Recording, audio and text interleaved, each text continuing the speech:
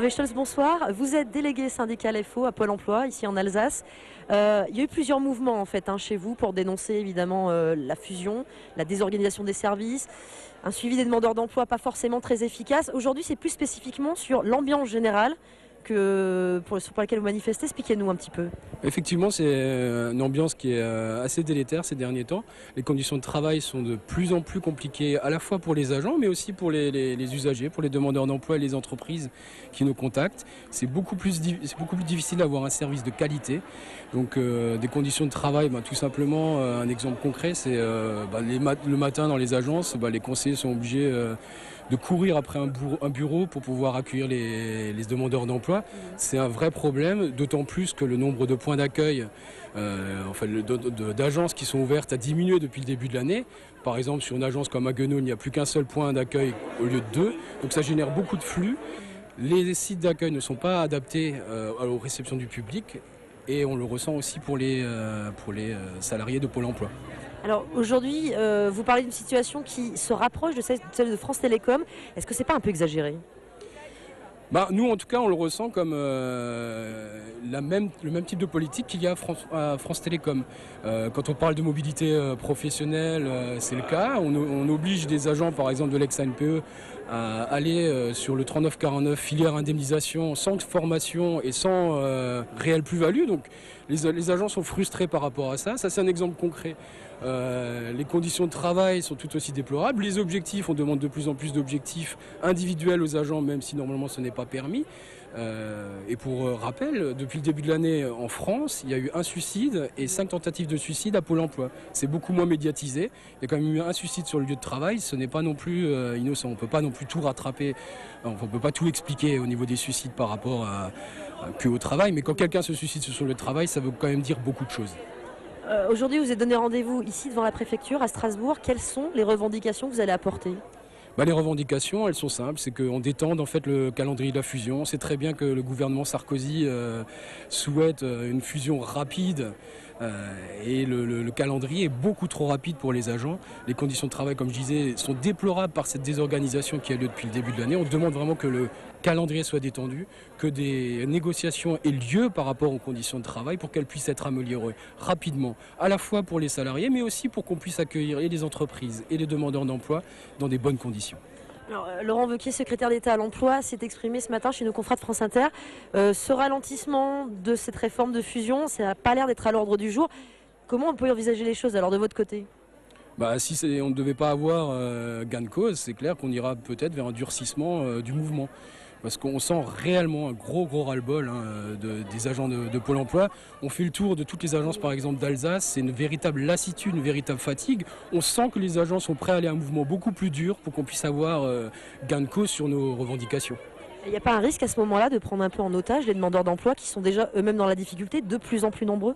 On se bat aussi pour eux, je dirais surtout pour eux, pour qu'on puisse faire un travail de qualité, pour qu'on puisse avoir du temps pour eux, pour qu'on puisse les recevoir régulièrement dans des conditions acceptables, pour qu'on puisse avoir le temps d'aller en entreprise, pour qu'on puisse avoir le temps de proposer leur candidature auprès des entreprises. Donc ce mouvement-là, c'est pour les salariés de Pôle emploi, mais aussi pour les demandeurs d'emploi.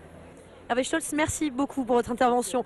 Alors justement, on a voulu savoir ce qu'en pensaient ces demandeurs d'emploi. On les a rencontrés ce matin dans une agence à Strasbourg. Écoutez leur témoignage. Je suis demandeur d'emploi, mais j'ignorais en fait la grève. Je comprends les salariés, je les soutiens, mais en même temps, je manque d'informations et ça m'empêche de travailler. Là, je viens chercher l'adresse d'un endroit où j'ai posé une candidature. Il n'y a pas moyen de l'avoir, etc. La personne qui fait grève aujourd'hui revient de vacances hier, quoi. Alors je me dis qu'au moins il pourrait y avoir un service minimum autrement organisé. Est-ce que vous avez l'impression que vous êtes mieux ou moins bien pris en charge aujourd'hui ? Non, moins bien, je trouve. Pour quelle raison ? C'est parce qu'il y a moins d'offres d'emploi, je sais pas, et je trouve qu'il y a beaucoup de plus de gens au chômage. Donc voilà. Et vous pensez qu'il y a assez de salariés pour s'occuper de vous ? Non. En tant que demandeur d'emploi, votre situation, elle s'est aussi dégradée ? Elle s'est pas dégradée, mais elle n'évolue pas. Mais je constate une chose essentielle, c'est que par rapport aux offres d'emploi, il n'y a pas suffisamment d'offres. Peut-être pas suffisamment de travail, mais dans le mois, moi par exemple, là, sur 2 semaines, j'ai trouvé que 3 offres. Vous êtes inquiète pour les mois à venir ? Pour moi ? Pour eux, pas tellement, hein, je veux dire, je suis plus inquiète pour moi. Voilà, vous avez entendu avec nous les salariés syndicalistes de Pôle emploi, également les demandeurs d'emploi sur ce qu'ils pensent de l'évolution de la grève aujourd'hui. On va maintenant bien sûr aller interroger la direction de Pôle emploi, ça se passe ici au siège à Strasbourg. Notre premier dossier de C'est vous sur 20 ce soir sur la grève de Pôle emploi se poursuit. Nous sommes à présent au siège de Pôle emploi ici à Strasbourg avec le directeur régional Pierre-Yves Leclerc. Bonsoir. Bonsoir. Merci de nous recevoir. On a vu vos salariés qui sont grévistes aujourd'hui et délégués aux syndicaux nous ont expliqué un peu la situation. Ce n'est pas le premier mouvement que connaît Pôle emploi. Aujourd'hui, ils mettent l'accent un petit peu sur l'ambiance générale de l'entreprise. Ils vont jusqu'à comparer l'ambiance ici à Pôle emploi de celle de France Télécom. Est-ce que vous avez senti monter le stress chez vos salariés? Alors monter le stress, c'est un peu difficile de parler de stress parce que ça évoque des choses très très différentes. La charge est importante et elle n'est pas niée, elle est liée à la situation économique et à l'investissement. Il y a un vrai investissement en fait de l'ensemble des collaborateurs qui est pas à nier puisque on a passé l'été complet et l'ensemble des collaborateurs a travaillé cet été pour que la situation et l'indemnisation, l'inscription des personnes soient effectives et faites dans de bonnes conditions. Les gens sont, il est vrai, fatigués. On a fait des forts recrutements, mais ces recrutements, il faut les former et ça prend du temps. Et donc, oui, il y a une charge de travail et les gens sont fatigués, c'est vrai. Il y a un travail aussi avec le management, en fait, qui se fait. Et bientôt, de toute façon, aussi, un travail plus particulièrement sur les risques psychosociaux que nous travaillons avec l'ensemble du management. Alors, vous le disiez, sous-jacente donc à ce problème actuel aujourd'hui de cette grève de Pôle emploi, il y a la situation économique de l'Alsace, avec un chômage, on a en fait rattrapé les autres régions françaises. Peut-être donner quelques chiffres quand même pour se rendre compte un petit peu de l'ampleur de ce phénomène. Alors oui, pour donner quelques chiffres et quelques chiffres qui sont éloquents, on est bien sur une augmentation de près de 33% en fait en un an des demandeurs d'emploi, avec des situations particulières sur les jeunes, avec les jeunes qui ont une augmentation de près de 44% en fait du nombre de jeunes de moins de 25 ans donc en situation de chômage, et particulièrement aussi sur les jeunes hommes. Donc là, on est à plus de 60%. Est-ce que le problème, finalement, c'est pas un problème de discours? Il y a un discours qui dit que cette fusion qui a créé Pôle emploi, c'est une réussite. Le terme même de réussite est largement pas vraiment partagé par les syndicats, par les salariés qu'on a rencontrés aujourd'hui. Alors le terme de réussite est une réussite en cours, c'est-à-dire que la situation telle que la situation économique telle qu'on la vit aujourd'hui, je pense qu'elle est mieux traitée, mieux appréhendée dans la situation actuelle en étant dans Pôle emploi qu'on aurait pu le faire dans ACEDIC d'un côté et ANPE de l'autre. Donc ça, j'en suis persuadé et je pense qu'on va continuer à faire de cette fusion une réussite. Dire qu'on a tout réussi et que ça y est, après 9 mois d'existence, il faut rappeler qu'on n'a que 9 mois d'existence, que les directeurs de site ont été nommés au mois de juin, donc ils sont très récents en fait dans leur positionnement. On va revenir un petit peu sur cette situation qu'on évoquait, sur ces chiffres, notamment du chômage en Alsace.